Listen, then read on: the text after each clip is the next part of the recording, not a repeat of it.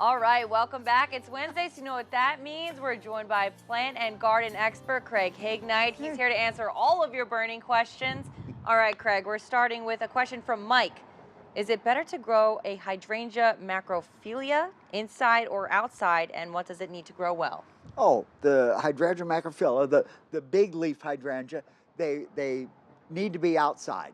They can take fairly decent sun.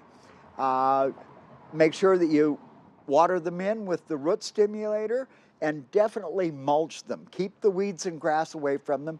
Past that, they're really pretty hardy in this area. You shouldn't have any problem at all. From Curdy, how long after using weed and grass killer can you plant something?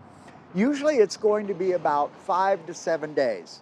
Once you put on a herbicide of some kind, let it settle in, and then go ahead and do your new planting. How long, oh, I'm sorry, when can I move Virginia bluebells? You know, I think I'd go ahead and do it now.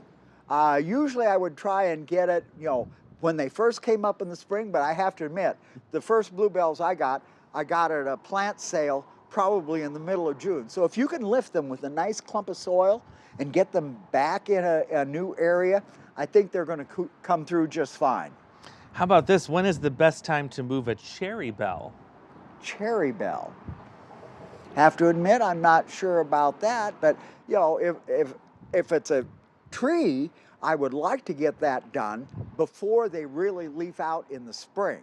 So if you haven't gotten it done by now, you might want to wait until next year. And of course, as always, move it with as much soil intact as possible, and have your new hole ready when you dig the plant up. And of course, it's the old root stimulator again, and of course the mulch to keep the weeds and grass away.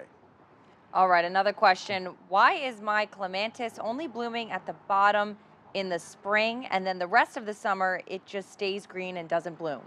Well, now there are several types of clematis, so that this one might just be a spring bloomer, which means that you would let it bloom in the spring and then cut it down to about hip high, let it refill, and don't cut it again until after it gets done blooming next spring. All right, from Jim, how often should I apply worm castings to my tomato plants? Well, hopefully there's some directions on the label. That's the first thing I always say. Other than that, I would say probably not more often than about once every 4 to 6 weeks. Okay, another question. How do you control early and late blight? Oh, that's tomatoes. Early and late blight, it's that black spot that you get on the lower leaves, and it slowly works its way up the plant. Once you've got the plants fully established, they're up and growing, get some mulch around them. It's the dirt splashing up on them that brings the blight onto the plant. Also, when you water right at the soil line. You try and not splash dirt up on the plant. We can't do anything about Mother Nature. That's why that mulch is so important for suppressing early blight. And at the first sign of early blight, you start spraying with a fungicide rated for vegetables that will control early and late blight. From Chad, what can be put down after a pine tree is removed to make the ground less acidic? Well, you would go ahead and use lime for that situation, but remember, you probably should have a soil test before you apply any lime. It doesn't take a lot of lime to get the pH out of whack. So quite often, unless, I think you're probably going to be fine with absolutely no lime, especially since you're going to probably have to bring in some soil anyway to account for grinding out the stump and the depression that you're going to be working with after the tree is removed.